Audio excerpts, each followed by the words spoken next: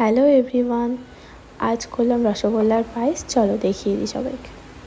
আচ্ছা, ইনগ্রিডিয়েন্টসগুলো দেখিয়ে দিই। রসগোল্লার পায়েস তৈরি করতে গেলে রসগোল্লা তো লাগবেই অবভিয়াসলি।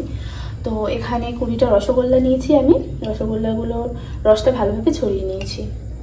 আর আছে এখানে আছে কনডেন্স মিল্ক, আর আছে চিনি, কয়েকটা ড্রাই ফ্রুটস, গুঁড়ো দুধ আর এলাচ। আর ড্রাই ফ্রুটসের মধ্যে আছে আমন্ড, কিশমিশ আর কাজু। আর এখানে 1.5 লিটারের মতো দুধ নিয়ে নিয়েছি আমি। এটাকে 1 লিটার বা তারও কম করে নেবো একদম ফুটিয়ে, তাতে টেস্টটা না খুব ভালো আসে খেতে। যত বেশি দুধটা ঘন হবে তত টেস্টটা ভালো আসবে। এই যে দুধটাকে ভালোভাবে ফুটিয়ে ঘন করে নিয়েছি, দেখতে পাচ্ছ কতটা ঘন হয়ে গেছে। এখান থেকে দুধ নিয়ে 3-4 চামচ দুধ নিয়ে এই দুধটাকে ভালোভাবে গুলিয়ে নিতে হবে। ভালোভাবে গুলিয়ে নিতে হবে। এবার এই দুধটা এটার মধ্যে ঢেলে দেবো, গুঁড়ো দুধটা এটার মধ্যে ঢেলে দেবো,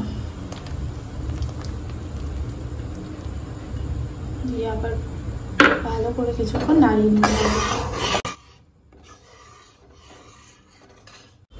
এটার মধ্যে এবার কনডেন্স মিল্কটা দিয়ে দেবো 1 কাপের মতো। ব্যাস, এবার দিয়ে এটাকে আবার ভালোভাবে নাড়িয়ে নিতে হবে বেশ কিছুক্ষণ। আরেকটা কথা জানিয়ে রাখি, দুধটাকে কিন্তু কন্টিনিউয়াস নাড়িয়ে যেতে হবে, নয়তো নিচ থেকে লেগে যাওয়ার চান্সেস থাকতে পারে। আচ্ছা, এবার এগুলোর মধ্যে রসগোল্লাগুলো অ্যাড করব।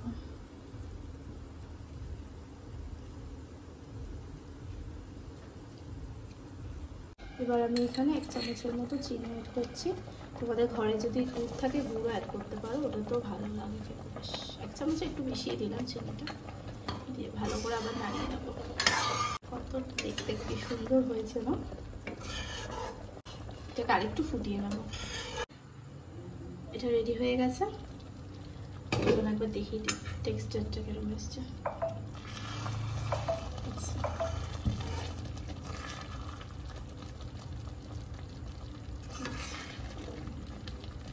বেশি নাড়ালে না রসগোল্লাগুলো ভেঙে যাচ্ছে। এবার এটা ঠান্ডা হতে দেবো। ঠান্ডা হলে তারপর আমরা এটাকে নামিয়ে নেব। আচ্ছা, এটা রেডি হয়ে গেছে। আমি এবার অন্য একটা পাত্রে নামিয়ে নিয়েছি। এটার উপর থেকে এবার আমি ড্রাই ফ্রুটসগুলো ছড়িয়ে দেবো। তো রেডি আমাদের রসগোল্লার পায়েস। কেমন লাগলো সবাই অবশ্যই জানিও। Thank you for watching.